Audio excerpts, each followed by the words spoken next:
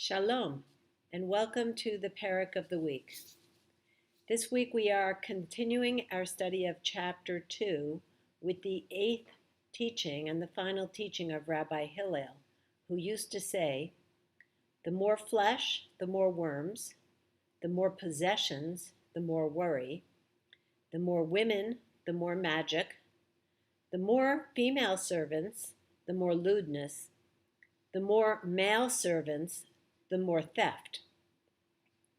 The more Torah, the more life, the more study, the more wisdom, the more counsel, the more understanding, the more tzedakah, the more peace. One who acquires a good name acquired something for themselves. One who acquired for themselves words of Torah acquires for themselves the life of the world to come."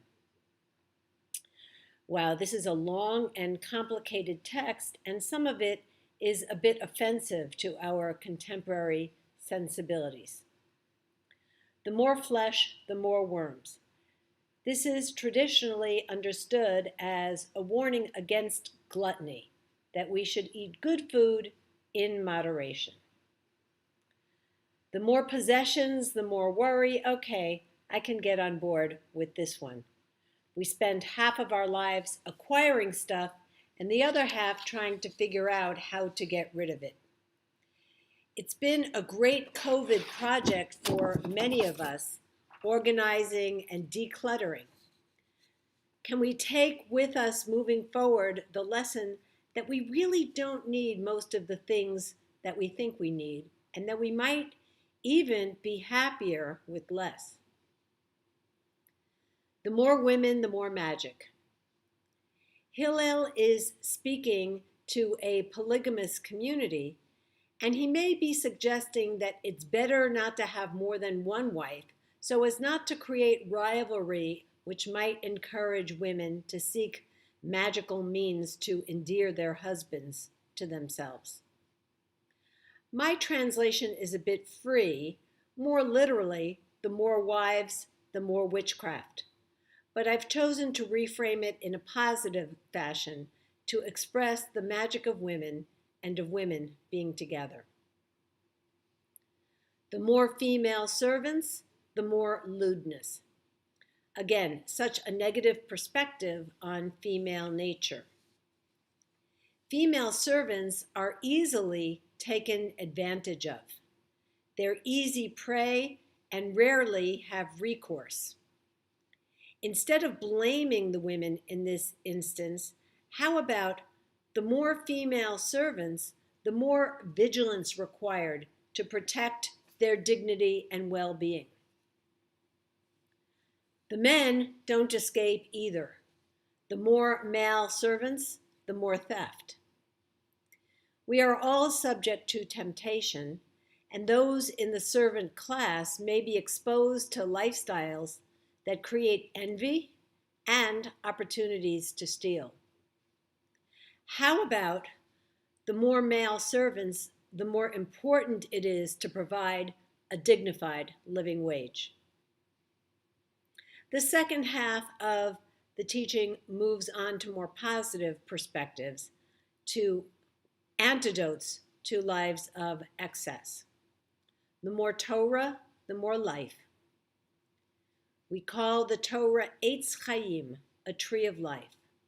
The more we can live according to the teachings of our tradition, the deeper our lives will be, the more meaning and the greater sense of purpose we will enjoy. I think about that beautiful vision of Tevye. If I were a rich man, I'd sit and discuss the holy books with the learned men 7 hours every day. That would be the sweetest thing of all. The more Torah, the more holiness, the more sweetness. The more study, the more wisdom. We can't acquire wisdom all at once. We need to be in a constant process of learning. There are no shortcuts in the pursuit of wisdom. The more counsel, the more understanding. Wisdom is expressed in knowing what we don't know and when we need to ask for advice and counsel. If we consult others whose opinions we respect, we will certainly hear other points of view and gain understanding. On the other hand, sometimes we reach the point of over-researching and the time comes to take action. It's a delicate balance between knowing when to take counsel and when to move forward. The more tzedakah, the more peace.